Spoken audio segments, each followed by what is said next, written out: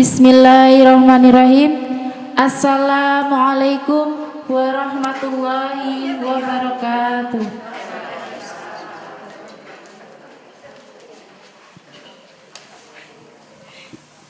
Alhamdulillahirabbil alamin.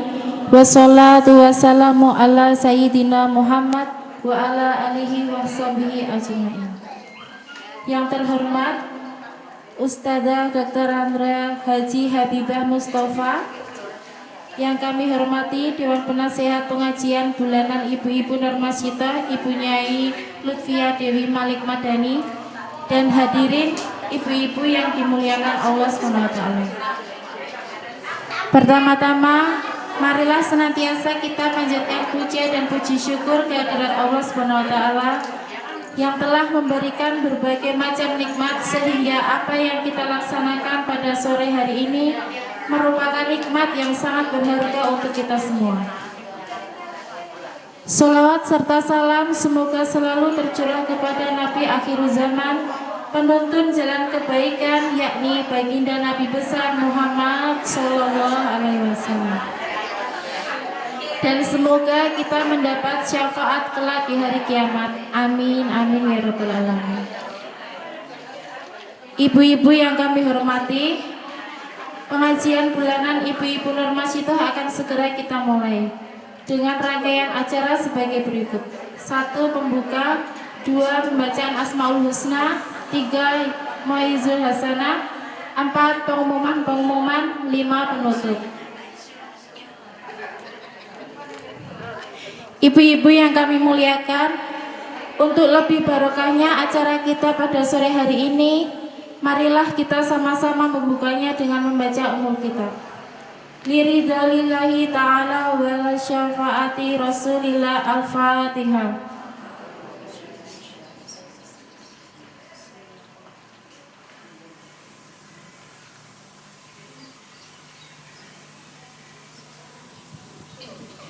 Terima kasih.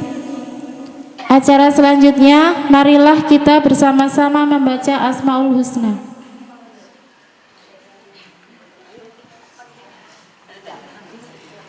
Bismillahirrahmanirrahim. Walhamdulillahirabbil wassalatu wassalam linnabi habibina. Ya Allah ya Rabbana anta maksuduna, ridhoka matlubuna, dunyana wa urana.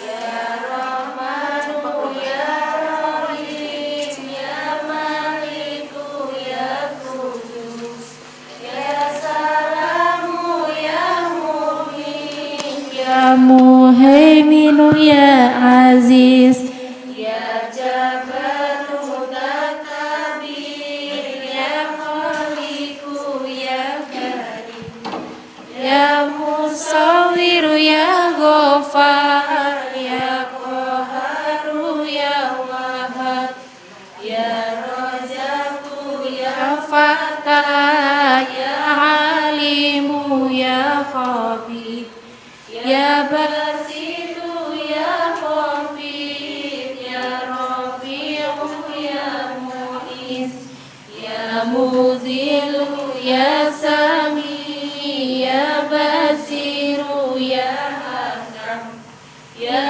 Adlu ya Latifu, ya Khabiru ya Halim, ya Azimu ya Ghafur, ya Syakuru ya Ali, ya Kabiru ya Hafid, ya Muhitu ya Hasim, ya Jalilu ya Karim, ya Raqibu ya Mujib, ya Wasi'u ya Hakim, ya Wadudu ya Majid, ya Ba'itsu ya Syahid, ya Haku ya Wakilu, ya Qawiyu ya Matin,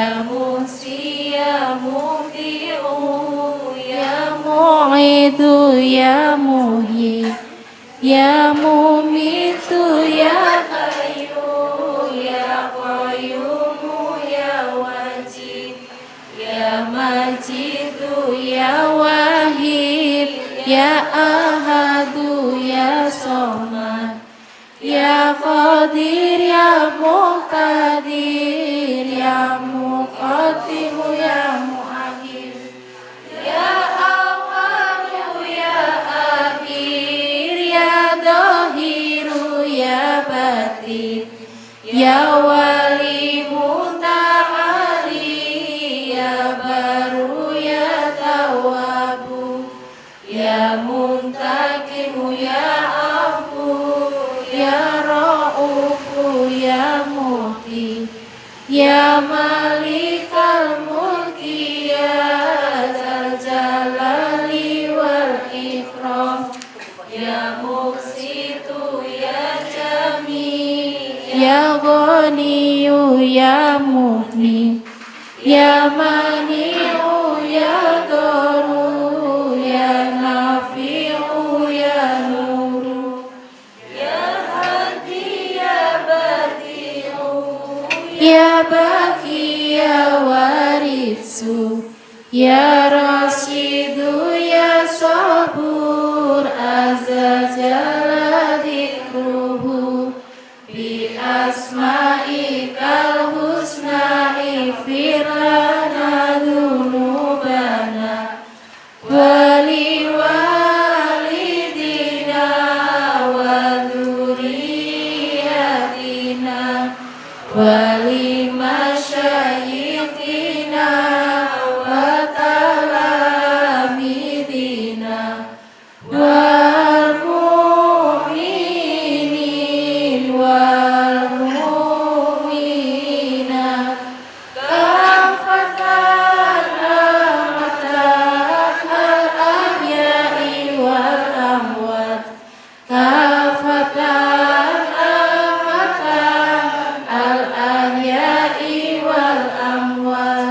kafir an sayiatina wastur ala uyubina wasbur alan sahina warfa darajatina warzuqna ilman nafi'an warizqan wasi'an halalan thayyiban wa amalan sholihan wa nawwir qulubana wa yassir umurana wa sahih azadana daima hayatina ilal khairi qaribna ani syari ba'idna wa kurba roja'una akhiran nilnal muna balik maqasidana wadi hawa ijana walhamdulillahina alladhi hadana salli wa sallim ala toha qalili rahmat wa alihi wa sahbihi illa akhiri zaman.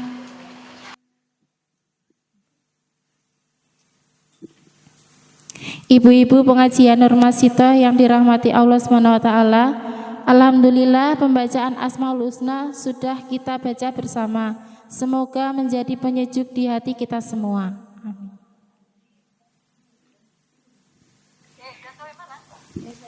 Dan tibalah kita pada acara inti sore hari ini, yakni Mau'izul Hasanah yang akan disampaikan oleh Ustadzah Dr. Andra Haji Habibah Mustafa MSI. Kepada beliau kami persilahkan. Assalamualaikum warahmatullahi wabarakatuh.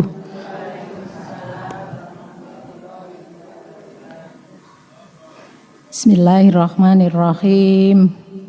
Alhamdulillahirabbil alamin. Assalatu wassalamu ala asyrafil anbiya'i wal mursalin sayyidina Muhammadin wa ala alihi wa sahbihi ajma'in. Rabbishrah li sadri wa yassir li amri wahlul 'uqdatam min lisani yafqahu qauli. Amma ba'du. Yang kami hormati, kami muliakan Ibu Pembina Pengajian Nur Masito, Ibu Hajah Lutfia Dewi Malik, ibu-ibu pengurus beserta seluruh jamaah pengajian yang pada kesempatan ini alhamdulillah dikaruniai kesempatan, kekuatan, kesehatan sehingga bisa hadir di majelis taklim kita. Marilah kita bersama-sama untuk memanjatkan puji dan syukur kita kehadirat Allah Subhanahu wa Ta'ala atas segala limpahan rahmat, hidayah, inayah, nikmat dan karunia-Nya sore hari ini. Sampai pada sore hari ini kita masih diberi kekuatan, diberi kesabaran, diberi kesehatan sehingga bisa hadir untuk bersama-sama bertaklim di Masjid Al-Muhlasin, Al-Muhlasin ini berarti semua nanti termasuk golongan Al-Muhlasin. Sholawat serta salam semoga tetap dilimpahkan kepada junjungan kita tercinta Nabi Agung Muhammad Sallallahu Alaihi Wasallam, kepada keluarga, sahabat, serta kita umatnya yang senantiasa mengikuti ajaran beliau. Alhamdulillah ibu-ibu, saya bersyukur dan berterima kasih diberi kesempatan untuk bisa bermuajahah dengan ibu-ibu semua. Rasanya sudah kangen, sudah kangen, dan alhamdulillah cuaca sore hari ini juga beberapa hari kita tidak hujan. Ya mungkin kita merasakan kalau enggak hujan terus panas terus homo gitu kan.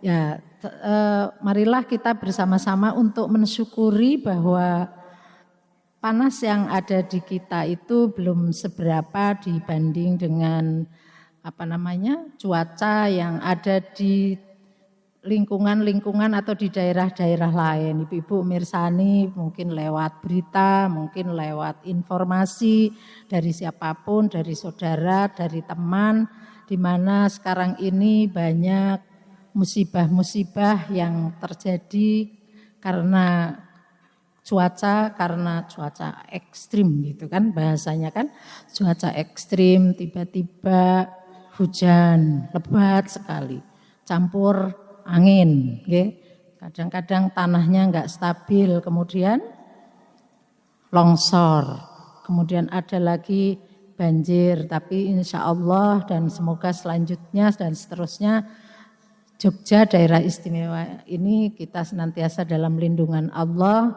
diberikan keselamatan, diberikan keamanan, kenyamanan untuk kita semua. Jadi rodok panas titik-titik itu dinikmati saja. Rodok udan ya yang enggak suka hujan-hujanan ya bawa payung gitu ya. Yang hujannya kita masih sangat sangat bersahabat lah untuk bisa kita antisipasi. Ya kalau seperti saya misalnya sering bepergian musim hujan ya antisipasinya selalu naik motor bawa jas hujan. Kalau misalnya ibu-ibu tindak yang tidak terlalu jauh mungkin jalan kaki ya berarti kira-kira sudah perpet-perpet gitu, peteng ya berarti harus menyiapkan payung karena sedia payung sebelum hujan, jangan ambil payung sesudah hujan nanti basah semua. Seperti itu. Alhamdulillah ibu-ibu sekarang sudah memasuki bulan Sya'ban. Bulan Sya'ban kemarin bulan Rajab sudah kita lewati, kita sekarang sudah masuk di bulan Sya'ban. Bulan Sya'ban adalah bulan menjelang bulan Ramadan. Mungkin ibu-ibu di antara jamaah pengajian Nur Masito ini ada yang tahun lalu masih jadi jamaah di sini hadir, mungkin Allah telah mentakdirkan, memanggilnya, mendahului kita, kemudian harus menghadap ilahi. Mungkin ada ya di antara jamaah kita, sehingga semoga yang sudah mendahului kita menghadap ilahi Robbi di sana mendapatkan kalau ada dosa salah mendapatkan ampunannya, amal baiknya diterima dan mendapat tempat yang terbaik di sisi Allah Subhanahu wa Ta'ala. Bagi kita yang diberi kesempatan sampai saat ini dan insya Allah sampai pada waktunya gitu, semoga kita bisa memanfaatkan waktu-waktu yang ada itu untuk kebaikan sesuai dengan kemampuan dan kapasitas kita masing-masing. Bulan Sya'ban ini bagi kita adalah bulan yang harus kita sudah mulai mempersiapkan diri. Ancang-ancang karena kita akan ketemu lagi dengan bulan pilihan, ialah bulan Ramadan. Bulan yang memang penuh dengan berbagai nikmat, berbagai karunia, berbagai keistimewaan. Sehingga salah kalau kita biasa-biasa saja, tidak mempersiapkan dan kita tidak menyambutnya. Makanya mari kita sama-sama persiapkan diri kita masing-masing untuk bulan Sya'ban ini, untuk persiapan di menjelang atau menanti kehadiran bulan mulia ialah bulan Ramadan. Gitu ya. Kalau saya saksikan ibu-ibu semua yang hadir di sini dari segi penampilan sudah berpenampilan seperti lebaran. Seperti lebaran gitu. Maksudnya adalah dengan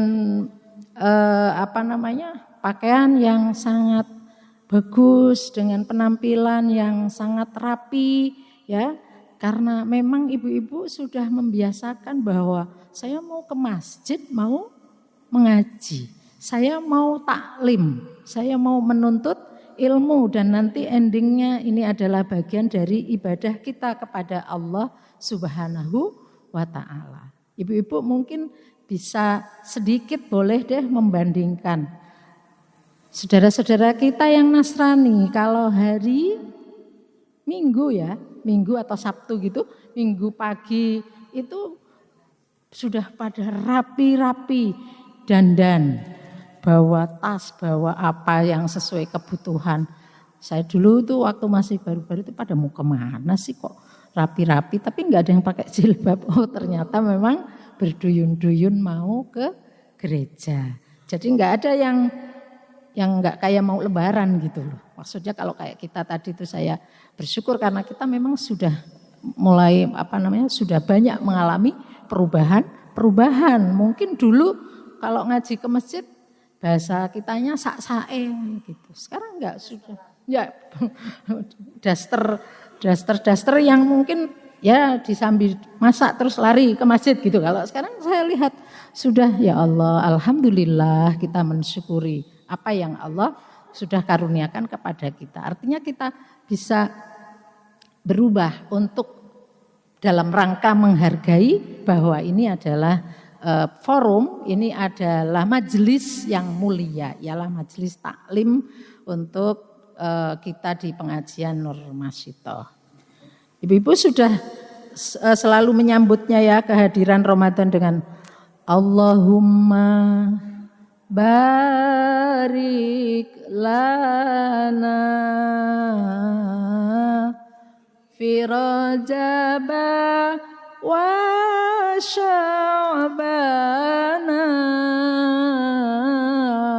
wa ballighna Ramadana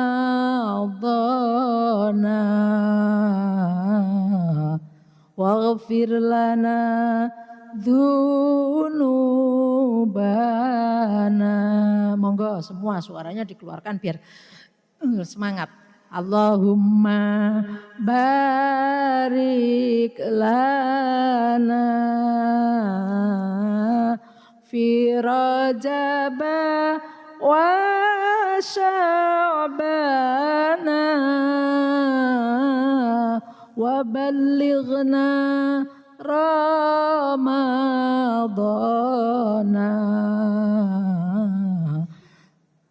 firlana dzunubana. Ada yang wahasil maqasidana. Ya, saya kira ibu-ibu artinya kan sudah paham. Itu isinya adalah berdoa. Ya Allah barik lana, berkailah kami fi Rajaba pada bulan Rajab yang kemarin kita lewati gitu. Wa Sya'bana dan sekarang bulan Sya'ban. Wa ballighna dan kita memohon kepada Allah untuk bisa sampai gitu, ketemu Ramadana sampai pada bulan Ramadan. Waghfir lana dzunubana.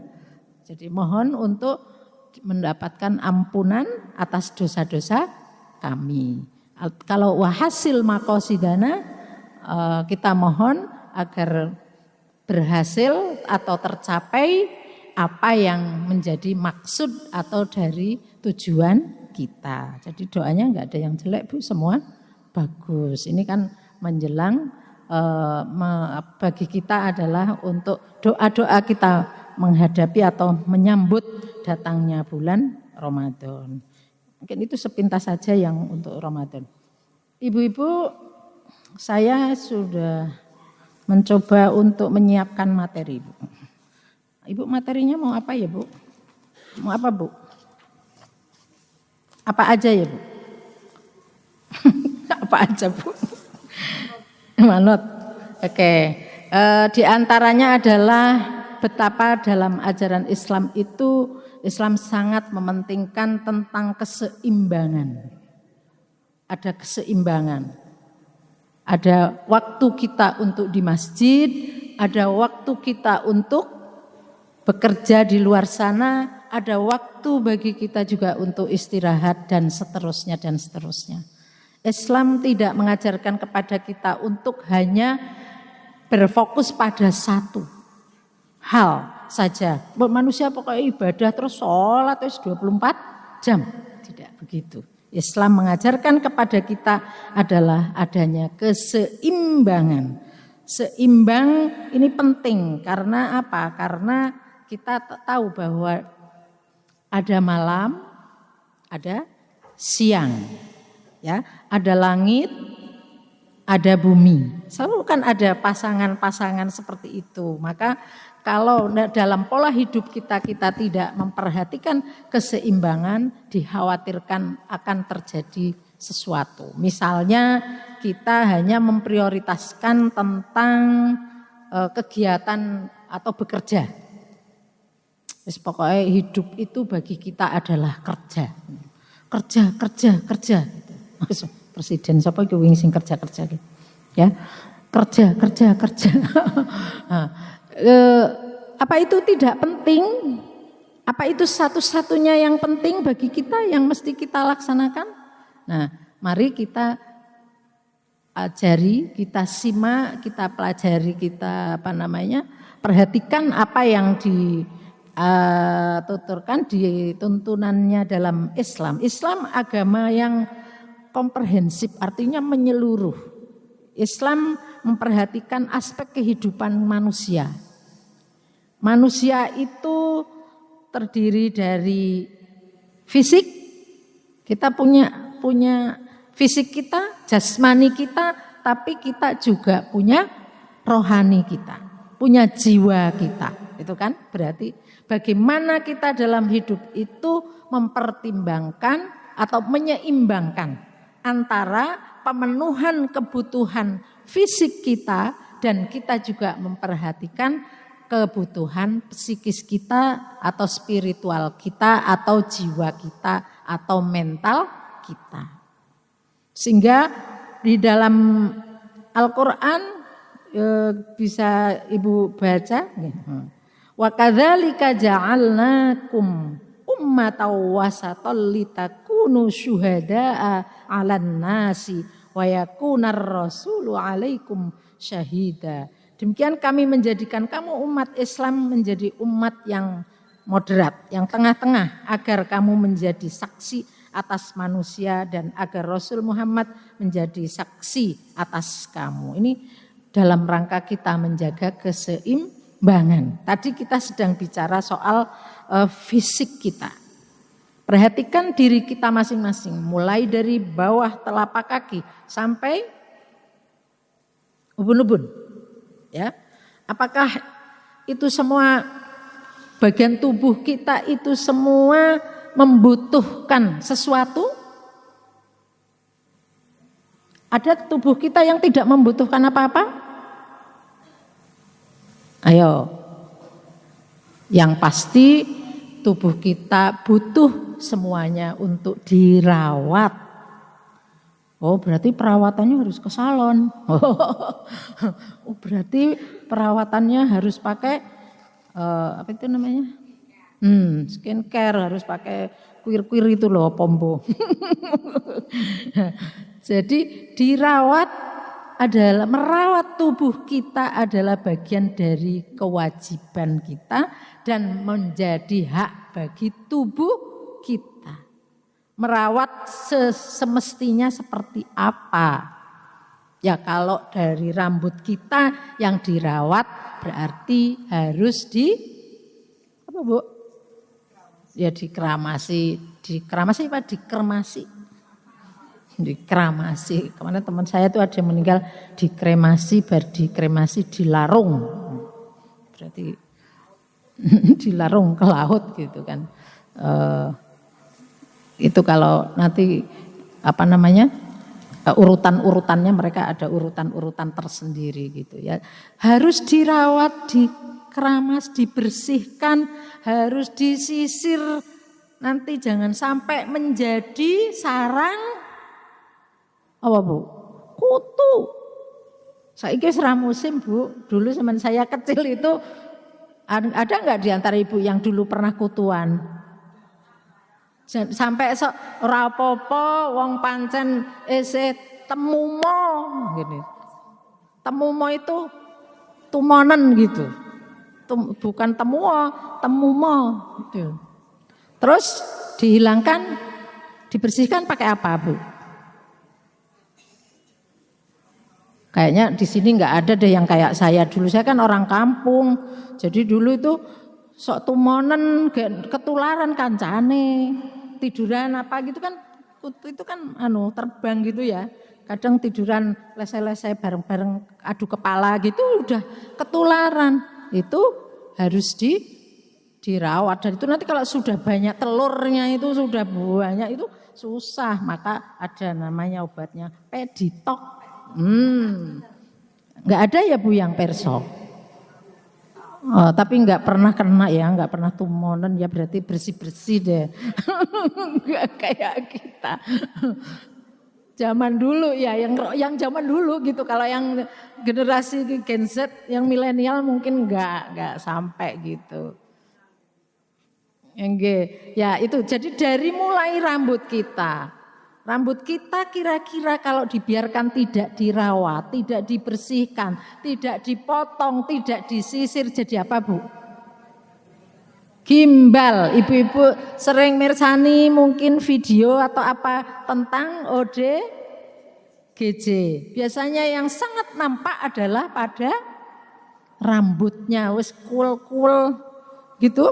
Terus nanti tim yang akan merawatnya itu memulainya memang dengan merayu, membujuk agar mau untuk dicukur.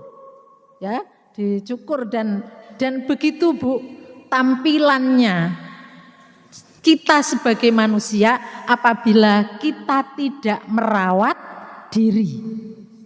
Naudzubillahi min dzalik. Itu orang ODGJ itu tidak sempat merawat diri apa tidak mau, tidak ingat atau tidak sadar kalau bahwa dia harusnya merawat diri. Cuma memang kalau orang ODGJ itu kita yang itu karunia Allah ya, punya kekebalan yang luar biasa. Dia makan dari sembarang tempat, ki ora diare Bu. Tidur di mana? Bawah-bawah apa yang angin-angin, mungkin kalau kita itu masuk angin, dia juga nggak ada orang udah gijim kerian gitu kan, ya nggak ada itu. Jadi ada karunia tersendiri ya itu. Maka tadi saya katakan monggo kita rawat dari mulai ubun-ubun kepala kita sampai ke bawah. Ya tentu untuk membersihkan dan biar semua bagian dari tubuh kita itu sehat dan bisa berfungsi sebagaimana mestinya. Rambut kepala itu apa tidak ada fungsinya? Allah tidak mungkin Allah menciptakan sesuatu itu tidak ada fungsi dan maksudnya. Rabbana ma khalaqta hadza batila. Enggak ada yang sia-sia. Allah menciptakan segala sesuatu yang ada pada kita tentu akan tidak ada yang sia-sia. Artinya semua ada manfaatnya. Itu. Jadi mungkin belum kalau kita lalu mempelajari tentang perawatan tubuh kita itu tadi dimandiin, dibersihkan, mungkin harus ditutupin pakai pakaian kan, enggak kemudian diler-ler gitu, sembarang kan kena panas, kena debu, kena bakteri, kena apa dan seterusnya gitu loh. Kalau kita suruh nutup itu ya karena memang itu tadi banyak, apalagi sekarang ya banyak ancaman-ancaman. Baik itu yang termasuk penyakit fisik maupun juga penyakit yang sosial. Kalau kita membiarkan tubuh kita itu tidak dirawat semestinya, agar kita itu sehat. Kemudian ada lagi kita punya oleh Allah dikaruniai jiwa, dikaruniai psikis. Yang mana psikis itu, spiritual itu, jiwa itu, roh itu bagi kita, kita juga harus merawatnya. Bagaimana merawatnya? Merawat roh kita, jiwa kita, psikologis kita atau psikis kita. Ya, nah ini kita tahu butuh vitamin psikis itu apa? Salah satu ibu hadir di masjid ini adalah untuk memberikan konsumsi vitamin terhadap apa? Spiritual. Maka kita usahakan kalau pengajian ya sing iso memberikan gizi gitu. Makan siang aja bergizi ya Bu, makan. Apa Bu? Itu belum Bu, sekarang loh Bu, yang lagi viral. Makan bergizi gratis. Ngaji gratis mboten Bu malah. Ini ngajinya gratis mboten. Nanti karena itu sama konsumsi untuk kita ya. Konsumsi gratis ya. Kalau pemerintah sudah mencanangkan ada makan gizi gratis, bergizi gratis, tapi Jogja kayaknya belum ya, belum di sekolah-sekolah ya belum. Nanti kita gizi gratis sendiri aja Bu, jamaah masjid sini sendiri aja, nggak usah nunggu programnya pemerintah, nggak tekan. Enggak. Ya, apalagi selain itu masih banyak Bu, kalau bagi kita orang Islam itu banyak selain kita tadi kebutuhan kita adalah untuk selalu berkomunikasi langsung dengan Allah, ialah dengan cara kita berdoa dan dengan cara kita sholat. Melaksanakan sholat, ya, berdoa kepada Allah, berzikir mengingat Allah. Tadi Ibu sudah berzikir dengan al-asmaul husna. Itu adalah bagian dari vitamin makanan spiritual kita, makanan jiwa kita, makanan roh kita yang harus diperhatikan. Alhamdulillah dari panitia juga seimbang. Ada kebutuhan fisik kita, haus, saya tadi minum dulu. Maka ini adalah kebutuhan fisik rasa haus kita. Kalau yang monggo yang ngersake dahar boleh sambil dahar, tapi diawali dengan berdoa. Agar apa? Agar dahar kita termasuk kategori ibadah. Apa Bu doanya? Allahumma, saya itu mau ngajaknya bismika Allahumma ahya. Allahumma barik lana fima razaqtana wa qina adzabannar. Pun monggo didahar. enggak apa-apa. Jadi sambil ngaji, sambil dahar itu enggak apa-apa. Di sini kan tidak ketat harus dilarang makan. Enggak ada. Jadi boleh, apalagi bagi yang memang saat ini lapar, harus mengkonsumsi sesuatu, fisik kita butuh sesuatu. Nah ini membaca Al-Quran misalnya, itu adalah juga obat atau makanan bagi rohani kita. Maka sabda Nabi menyampaikan i'mal lidunyaka ka'annaka tamutu abadan wa'mal li akhiratin. Kok kualik loh. I'mal lidunyaka ka'annaka ta'ishu abadan wa'mal li akhiratika ka'annaka tamutu godan. Beramalah, berbuatlah untuk urusan duniamu seakan-akan kamu akan hidup selamanya. Ibu, kalau ibu sedang mau tugas bekerja, pada diri ibu dimotivasi seakan-akan kita akan hidup selamanya. Artinya apa? Biar kita bekerja penuh dengan semangat. Esih suwi jatah uripku, esih suwi tanggunganku dawa akeh. Berarti kita harus sungguh-sungguh bekerjanya karena ta'ishu abadan gitu. Tapi wa'mal li akhiratika ka'annaka tamutu godan. Beramalah untuk akhiratmu seakan-akan kau akan mati besok pagi. Kalau ibu mau ngaji, jangan pakai yang awal dalilnya tadi. I'mal lidunyaka.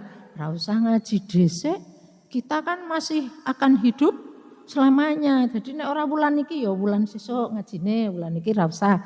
Kan itu jadi salah itu nanti ininya. Enggak tepat menempatkan motivasi. Hadis itu kalau bagi kita adalah sebagai motivasi kita di dalam kita beribadah kepada Allah maupun di dalam kita bekerja dalam beramal untuk dunia. Tapi kalau kita mau sholat, mau ngaji, jangan-jangan ngaji kita ini adalah ngaji yang terakhir. Jangan-jangan sholat kita ini adalah sholat yang terakhir. Apa kalau ada seperti itu pada diri kita, maka kita akan bagaimana? Ya akan berusaha. Mosok sih wis terakhir kok, isih sak karpe dhewe. Mosok sih ora tenanan, mosok sih tidak berusaha khusyuk. Walaupun wis berusaha khusyuk we rada angel nggih. Nggih mboten?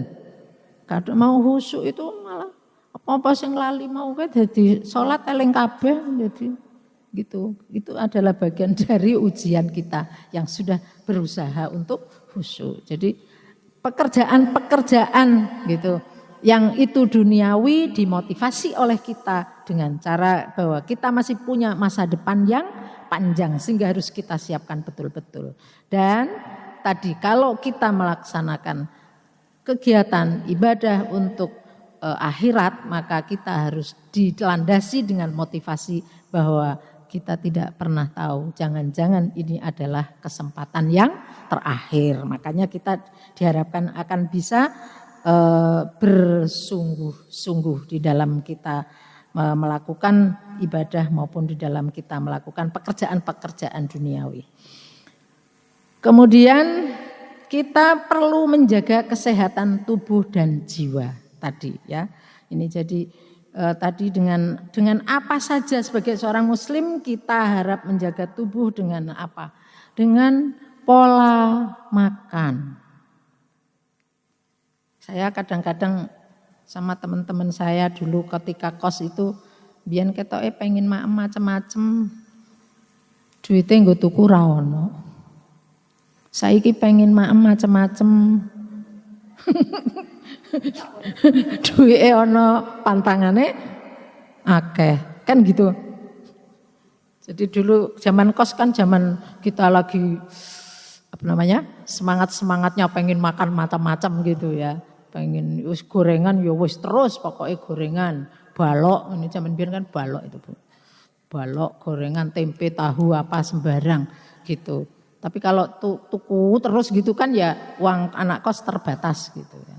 Kalau sekarang kita ada uang kalau untuk beli gorengan, tapi kita jangan makan gorengan terus menerus karena itu kurang sehat. Lebih baik terus menerus makannya adalah sayur dan buah. Sayuran Bu, sayuran kan enggak mahal-mahal Bu, cari yang sehat tapi aman gitu aja lah. Ibu-ibu pasti lebih pinter itu untuk ngaturnya. Ini pola makan dan juga ada pola istirahat. Ada pola makan, pola kerja, pola istirahat, kemudian ada lagi olahraga. Oh, ada olahraga loh Bu. Ibu olahraga mboten? Nyapu. Sudah berapa kilo itu loh Bu, Ibu kalau di rumah jalan kaki. Hanya memang kegiatan gerak di rumah dengan aktivitas domestik di rumah itu masih belum sepenuhnya memenuhi kebutuhan gerakan tubuh yang sesuai dengan kebutuhan olahraga. Kan kalau olahraga kan ada bagian yang peregangan ototnya, ada yang bagian nanti apanya lah. Kalau nyapu kan gini-gini terus Bu. Ini. Terus kalau nyuci ya ini lagi gitu. Tapi mungkin yang kegiatan lainnya masih kurang ada. Artinya bukan berarti itu tidak penting sebagai aktivitas yang juga untuk gerakan tubuh kita. Bahwa sholat itu juga salah satu dari kita bisa untuk olahraga. Tapi tidak perlu dikasih itu loh Bu musik. Ngarep sholat iki ana musiknya senam. Oh, terus nganggo 1, 2, 3 enggak perlu begitu, tetapi dirasakan ketika kita rokok. Biasanya saya kalau rokok ininya terus teker gitu ya, artinya apa? Pinggul kita. Terus kalau kita sujud, saya tuh punya temen itu vertigo Bu. Vertigo tahu Bu? Apa Bu vertigo? Ya dunia berputar gitu. Dunia berputar. Vertigo. Terus ternyata ada teman saya satunya itu nyarankan sujud sing suwi. Sehingga oksigennya itu juga akan tidak kekurangan oksigen lagi. Sujud sing suwi. Terus mungkin kan bagi yang sedang vertigo boro-boro sujud suwi wong kena mubeng kabeh kan gitu toh. Maka ketika tidak kambuh vertigonya sujud sing suwi sehingga vertigonya tidak cepat-cepat datang gitu loh. Tidak cepat-cepat datang. Ternyata kalau kita mau mempelajari tentang gerakan-gerakan sholat itu banyak manfaat yang pada diri kita itu dari apa yang Allah perintahkan, apa yang Allah tuntunan kepada kita bisa bermanfaat ya. Kemudian kesehatan jiwa juga kita harus diperhatikan Ibu. Ya ayyuhan nas kulu mimma fil ardi halalan thayyiba wala tattabi'u khutuwatis syaiton innahu lakum aduwwum mubin. Wahai manusia, makanlah makanan yang halal dan baik. Ya. Yang baik yang terdapat di bumi. Dan jangan kamu mengikuti langkah-langkah setan, sungguh setan itu musuh yang nyata bagimu. Sing halal we akeh, ra usah golek sing haram. Jangan pakai logika yang haram juga susah, apalagi yang halal. Lah, kalau seperti itu susah beneran. Maka segala sesuatu itu tergantung dari bagaimana kita berpikir, ya. Tergantung bagaimana kita berpendapat. Ini sayangilah diri kita, jiwa kita, karena ibu-ibu saya itu baca data Bu ya. Kita itu orang Jogja toh Bu. Ya saya KTP-nya Jogja loh Bu. Orang Jogja itu kenapa sih ya? Saya juga agak prihatin. Apa? Gangguan kesehatan. Bagi masyarakat DIY itu adalah menempati nomor 2 secara nasional. Ketoke wonge kalem-kalem ya, sehat-sehat ya. Tapi kok datanya kita kok jadi tinggi-tinggi gitu kita. Nomor 1 itu adalah Bali. Berarti sama-sama kota pariwisata ya. Nih. Tapi kita itu mungkin enggak merasakan bahwa ternyata kan banyak di antara kita yang sebenarnya punya masalah kejiwaan. Oh, masalah loh Bu, belum gangguan Bu. Nanti masalah dulu, karena setiap orang itu sebenarnya punya masalah. Setiap orang itu punya stres. Hanya levelnya itu ada yang ringan, sedang, ada yang berat. Maka kalau kita klasifikasikan untuk DIY itu ternyata yang stres berat itu cukup banyak. Ini karena apa ya masalahnya? Ada penelitian yang mengatakan bahwa gangguan kejiwaan itu pada beberapa orang ada yang karena faktor ekonomi. Gunung Kidul, ada yang dari Gunung Kidul? Ada. Apa Bu? Yang menonjol bagi Gunung Kidul? Oh ya, bagi Gunung Kidul, gangguan kejiwaan Gunung Kidul sampai pada akhirnya pada mengambil jalan bunuh diri. Dengan data dalam 1 tahun setidaknya ada 30 orang bunuh diri. Jadi terkenal Gunung Kidul. Dicari faktornya, yang pertama karena faktor kesulitan ekonomi, atau yang kedua karena faktor penyakit yang diderita yang tak kunjung sembuh. Akhirnya putus asa. Ketoke kok loro terus. Bunuh diri wae kan ora loro. Kayaknya rampung ya Bu. Sepertinya selesai dengan bunuh diri, selesai urusan dunianya. Tetapi naudzubillahi min dzalik, karena hidup yang diakhiri dengan cara bunuh diri seperti membuka permasalahan baru, gerbang baru menuju akhirat dengan cara yang justru menyengsarakan bagi diri kita sendiri. Kayaknya memang lahiriae kayak wis ora loro meneh saiki soalnya wis meninggal. Nanti akan menuju kepada sakit berikutnya, bahkan sakit yang sifatnya adalah di akhirat. Justru itu lebih berbahaya ya. Ini 9,3. Nah ini 9,3% masyarakat Jogja mengalami gangguan kesehatan mental. Waduh. Jadi kalau 9,3 itu meh 10% loh Bu. Kalau 10% itu kalau 1000 berarti berapa? Atau kalau 10 berarti ada 1. Kalau ini jamaahnya 30 berarti ada 3 yang mengalami gangguan kesehatan mental. Tetapi tadi Bu, namanya kesehatan gangguan mental tidak berarti gila. Biasanya ada orang yang urung apa-apa wis ngomong aku izin keluargaku izin duwe anggota keluarga yang sakit jiwa. Terus malah ora diobati semestinya. Lah ini saya kira salah. Karena itu stigma-stigma menegatifkan orang-orang yang punya gangguan mental itu malah ini akan memperparah.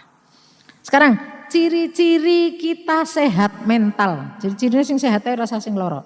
1. Memiliki iman yang menjadi landasan semua sikap dan tingkah laku seperti yang ada di dalam Quran surat At-Tin. Laqad khalaqnal insana fi ahsani taqwim. Bahwa sungguh Allah menciptakan kita manusia dalam bentuk yang terbaik.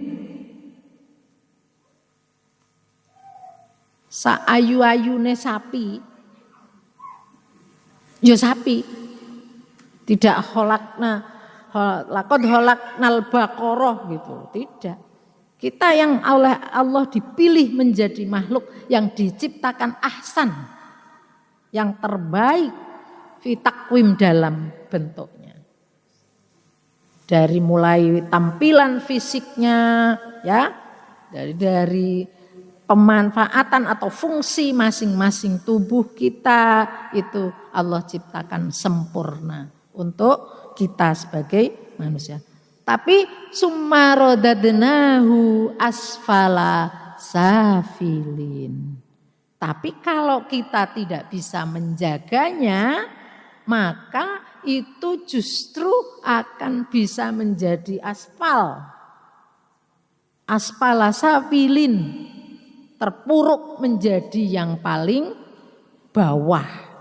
Tadinya itu mulia, diciptakan baik, tapi kemudian karena perilaku kita tidak baik, ya, kita tidak menjadikan karunia yang Allah berikan kepada kita itu untuk kita syukuri, kita laksanakan, kita berikan haknya sesuai hak-hak yang ada pada diri kita masing-masing, maka ini menjadi asfala safilin. Yang kedua, mampu membebaskan diri dari penyakit hati. Ciri-ciri sehat mental itu kita mampu membebaskan dari penyakit hati. Sakit hati kenapa, Bu? Nah, apa penyakit hati? Yang pertama adalah ini dengki, iri. Itu kalau kita iri atas keberhasilan tonggoku kalau. Saya baca di ICJ, Bu. Itu ada orang yang kayaknya enggak kerja, di rumah saja, tapi sugih apa-apa nih, apa barang-barang dibeli, mereka hidupnya enak, nyaman. Akhirnya menimbulkan apa? Fitnah, menimbulkan pertanyaan dari orang yang tadi punya ini penyakit iri. Itu pasti ngingu kroyol. Wes kesimpulan. Terus lapor karo Pak RT. Pak RT, ini repotnya nek dadi RT iki yo ngriki. Itu loh keluarga Bapak A itu, dia enggak kerja, enggak apa, tapi uangnya banyak, ini itu. Usir aja dari sini. Waduh. Pak RT-nya ini bingung memang. Karena Pak RT-nya juga sebenarnya menyaksikan bahwa orang itu tidak kerja. Enggak kelihatan maksudnya beraktivitas apa. Tapi setelah ditelusuri Ibu, ternyata apa? Ternyata orang itu dulu kerjanya di Dubai, Ibu. Di sana kan makmur ya. Uangnya banyak, dia itu disiplin dari hasil kerjanya itu ditabungkan, diinvestkan, sudah dirancang. Ini nanti yang untuk beli tanah, ini nanti yang untuk tabungan, ini nanti yang untuk operasional. Itu sudah dipondok-pondok, sudah untuk pokoknya saya ingin masa depan saya itu sudah tidak usah kesel kerja meneh.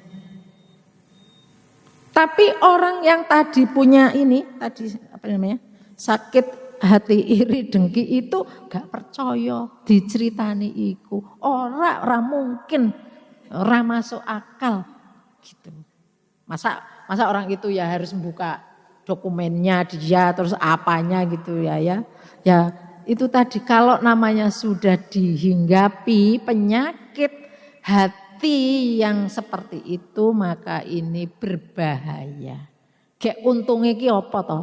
Apa membikin jadi kita nyaman? Kita jadi melu sugih? Enggak kan? Malah kita jadi punya pikiran yang kemudian orientasinya untuk jelek-jelekkan orang, suudzon dan seterusnya.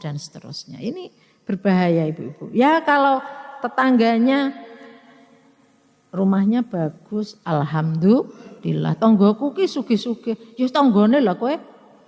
Ya ora apa-apa, aku urung sugih, sing penting tonggoku sugih.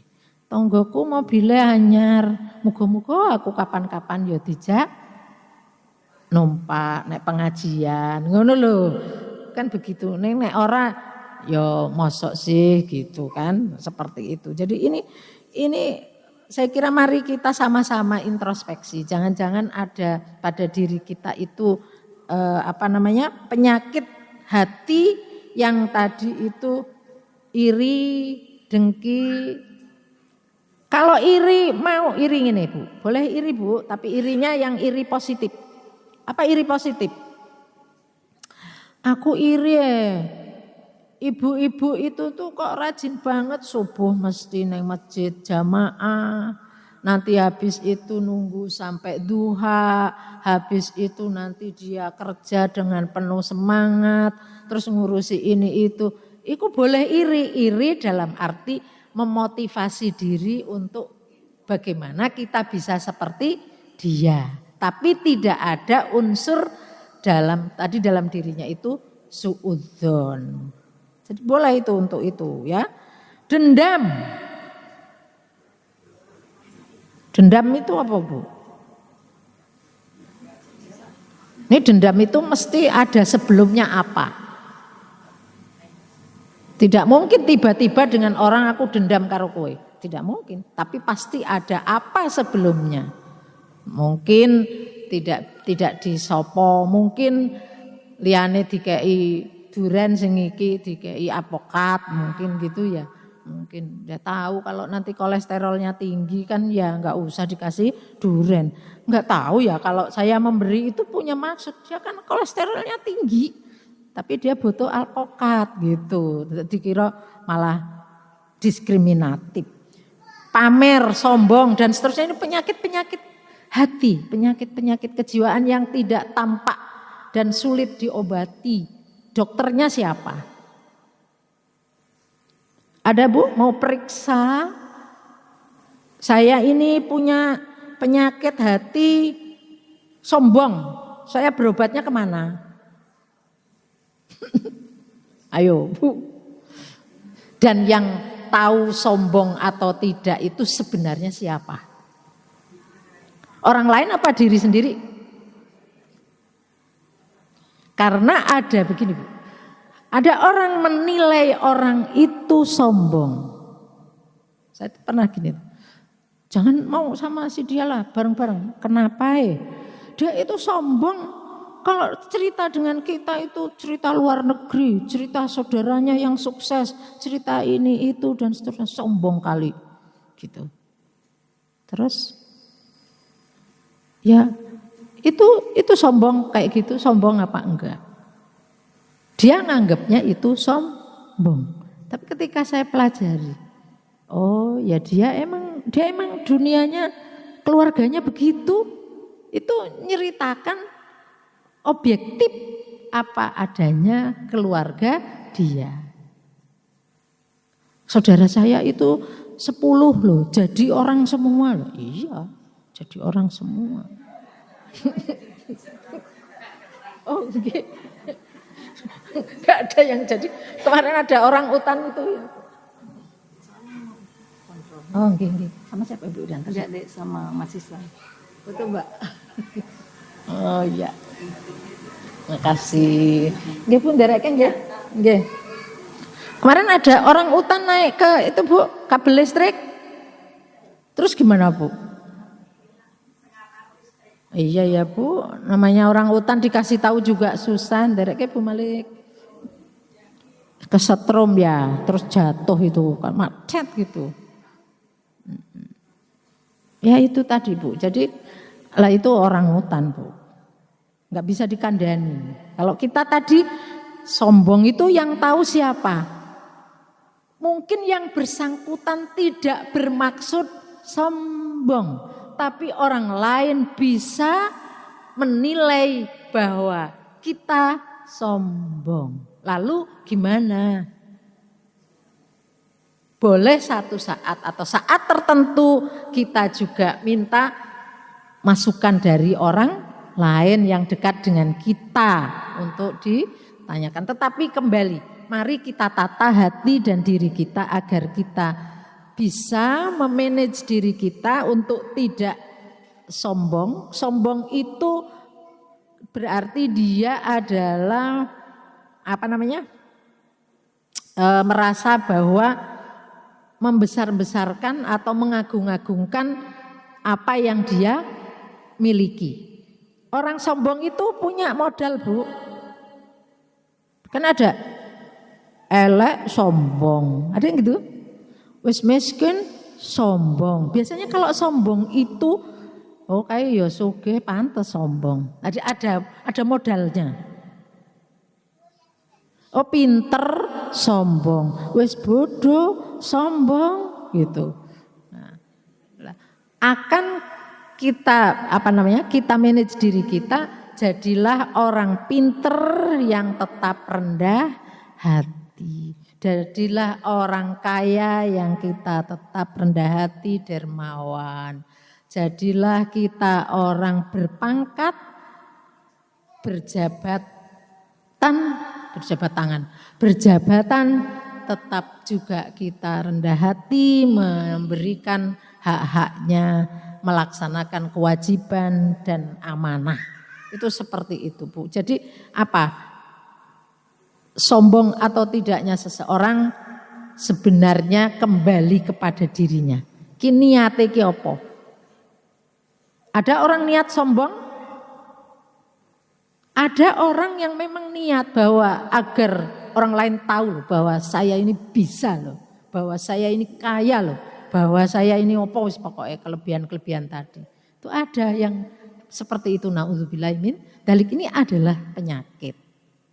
Ya, tapi tadi ada orang yang tidak bermaksud seperti itu, tapi dinilai oleh orang lain begitu. Saya waktu itu tuh teman saya mahasiswa waktu itu, dia saudaranya memang banyak di luar negeri. Terus teman yang lain itu, aku mau karo kayak ngopo ceritanya luar negeri terus. Dia nyeritake dulure kok.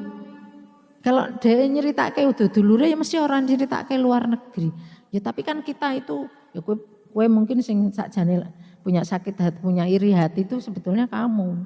Karena sing nganggep sombong orang lain karena dia punya iri hati. Dan ini kan wis podo penyakitan ini, ya. Sakit penyakit hati sombong, yang satu penyakit hati iri. Mampu memperoleh kepuasan dari upaya perjuangan hidupnya. Ini ciri-ciri kita sehat mental, Bu. Sehat mental itu kalau kita puas dengan apa yang kita perjuangkan. Punya gaji sebulan 500.000. Alhamdulillah. Iso dicake, nggo tuku garam pirang kilo akeh, nggo tuku beras saiki piro, Bu? Malah 1.000 ya. 13.000 sekilo ya macam-macam. Di manage ya memang sekarang bagi kita harus sing-singkan lengan baju. Ngatur kehidupan di keluarga itu agar semua bisa terpenuhi sesuai dengan kondisi masing-masing. Jadi tidak kemudian keluarga kita terus kita berstandar kepada keluarga tetangga, terus berstandar kepada keluarga teman, berstandar pada keluarga orang lain. Ini nanti repot, Bu. Ya kalau standarnya turun, kalau standarnya tinggi, sementara kita kemampuannya 7, kok kita menyetandar 9. Ini jadi repot. Makanya kita tadi, orang yang sehat mental berarti mampu memperoleh kepuasan atas upaya perjuangan hidupnya. Mampu beradaptasi dengan kenyataan, baik kesuksesan maupun kegagalan. Itu orang sehat, bahwa hidup itu kadang berhasil, kadang tidak. Ada kalanya sukses, ada kalanya tidak. Bebas dari kecemasan, menjalin hubungan dengan orang lain, memiliki rasa setia kawan, mampu mengarahkan permasalahan menjadi penyelesaian. Kadang-kadang ya Allah kok urip ki tumpuk-tumpuk, bariki iki. Itu dinamika hidup. La yukallifullahu nafsan illa wus'aha. Allah tidak akan memberikan beban kepada kita manusia yang di luar kemampuan kita. Dalam ukuran Allah pasti kita dianggap mampu. Pak sampai jam berapa Mbak? Oh sudah ya, sudah habis ya. Oke Ibu, jadi kenapa saya membahas masalah itu? Karena kami menganggap bahwa mari kita sama-sama memperhatikan tentang diri kita, fisik kita, kesehatan kita, mental kita. Karena kita ada sehat itu menurut WHO kan sehat secara fisik, jasmani, sehat secara psikis, rohani, ada sehat secara sosial. Dalam relasi hubungan dengan orang lain baik, sehat, wajar. Dalam kita, spiritualitas kita terhadap Allah juga baik. Dalam mengatur maupun juga merawat diri kita itu juga kita bisa merawat dengan baik dan sehat fungsional. Saya kira itu ibu-ibu yang saya sampaikan. Apabila banyak hal yang kurang pas, kurang berkenan, saya mohon maaf yang sebesar-besarnya. Marilah kita sama-sama akhiri dengan kita berdoa ya. Oke, kita berdoa semoga Allah senantiasa memberikan istiqomah iman kita, ibadah kita. Kita bisa senantiasa juga diberikan kelonggaran, keberkahan, rizki kita, umur kita. Dan insya Allah kita juga bisa nanti ketemu dengan bulan Ramadan. Al-hadiniyah wali syafaati Rasulillah. Al-Fatihah. A'udzubillahi minasyaitonirrajim. Bismillahirrahmanirrahim. Alhamdulillahirabbil alamin arrahmanirrahim maliki yaumiddin. Iyyaka na'budu wa iyyaka nasta'in. Ihdinas siratal mustaqim siratal ladzina an'amta 'alaihim ghairil maghdubi alaihim waladdallin. Ighfirli wal walidayya. A'udzubillahi minasyaitonirrajim. Bismillahirrahmanirrahim. Alhamdulillahirabbil alamin hamdan syakirin hamdan na'imin. Hamdan yafi ni'amahu wa yukafi'u mazidah. Ya Rabbana lakal hamdu kama yanbaghi li jalalika jalali wajhika wa 'azimi sultanik. Allahumma sholli sholatan tunjina biha min jami'il ahwali wal afat wa taqdilana biha jami'al hajat wa tutahhiruna biha min jami'i sayyi'at wa tarfa'una biha indaka 'alad darajat wa tuballighuna biha ghayat min jami'il khairati fil hayati wa ba'dal mamat. Allahumma rabbana dzalamna anfusana wa illam taghfir lana wa tarhamna lanakunanna minal khasirin. Allahumma inna na'udzubika minal hammi wal hazan wa na'udzubika minal azzi wal kasal wa na'udzubika minal jubni wal bukhli wa na'udzubika min ghalabatid daini wa qahrir rijal. Rabbana hab lana min azwajina wa dzurriyyatina qurrata a'yun waj'alna lil muttaqina imama. Allahumma inna nas'aluka salamatan fid din wa afiyatan fil jasad wa ziyadatan fil ilmi wa barakatan fil rizqi wa taubatan qoblal maut wa rahmatan indal maut wa firatan ba'dal maut. Allahumma hawwin alaina fi sakaratil mauti wan najata minan nari wal afa indal hisab. Ya muqallibal qulub sabbit qalbina ala dinika wa ta'atik. Ya muqallibal qulub sabbit qalbina ala dinika wa ta'atik. Ya muqallibal qulub sabbit qalbina ala dinika wa ta'atik. Rabbana atina fid dunya hasanah wa fil akhirati hasanah wa qina adzabannar. Subhana rabbika rabbil izzati amma yasifun wa salamun alal mursalin wa alhamdulillahirabbil alamin bisirril Fatihah. A'udzubillahi minasyaitonirrajim. Bismillahirrahmanirrahim. Alhamdulillahirabbil alamin arrahmanirrahim maliki yaumiddin.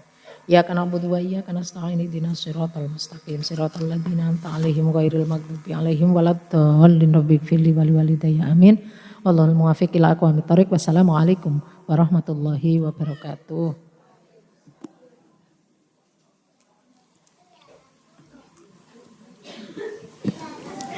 Alhamdulillah sudah kita ikuti dan kita dengarkan bersama kajian dari Ustazah Dr. Andra Hajah Habibah Mustafa MSI.